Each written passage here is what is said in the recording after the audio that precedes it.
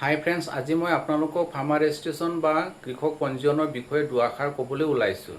আপোনালোকে গম পাইছেনে, ফাৰ্মাৰ ৰেজিষ্ট্ৰেশ্যন বা কৃষক পঞ্জীয়নৰ দ্বাৰা খেতিয়ক এজনৰ নিজৰ নামত থকা মাটিখিনি তেওঁৰ আধাৰ আৰু আধাৰৰ লগত সংযোগ থকা মোবাইলৰ লগত সংলগ্ন কৰা হয়। ফাৰ্মাৰ ৰেজিষ্ট্ৰেশ্যন বা কৃষক পঞ্জীয়নৰ কাম সম্পূৰ্ণ হোৱাৰ লগে লগে 21টা অংকৰ এনৰোলমেণ্ট ID নম্বৰ পোৱা যায়। তাৰ পিছতে L1 আৰু L2 অফিচাৰে এপ্ৰুভ হ'লে 11টা অংকৰ এছ'চিয়েটেড ফাৰ্মাৰ ID নম্বৰ এটা পোৱা যায়। সেই 11টা অংকৰ সংখ্যাকে ফাৰ্মাৰ ID নম্বৰ বা কৃষক পঞ্জীয়নৰ সংখ্যা বুলি কোৱা হয়। ফাৰ্মাৰ ৰেজিষ্ট্ৰেশ্যন বা কৃষক পঞ্জীয়ন কৰাটো প্ৰত্যেকজন খেতিয়কৰে অতিকৈ গুৰুত্বপূৰ্ণ।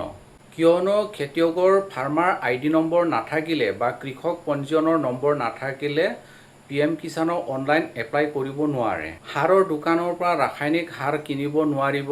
কৃষি বিভাগৰ বিভিন্ন আঁচনিৰ সুবিধাখিনিৰ পৰা বঞ্চিত হ'ব লাগিব।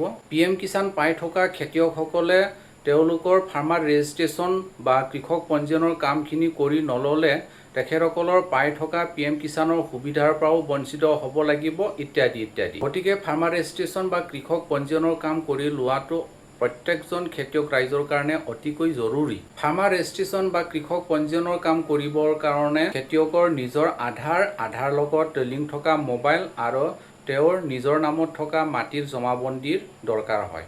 আপোনালোকৰ ওচৰতে থকা CSC বা কৃষি বিভাগৰ বিষয়া কৰ্মচাৰীৰ লগত যোগাযোগ কৰি নিজৰ ফাৰ্মাৰ ৰেজিষ্ট্ৰেশ্যনৰ কামখিনি কৰি ল'ব পৰা যায়। ধন্যবাদ।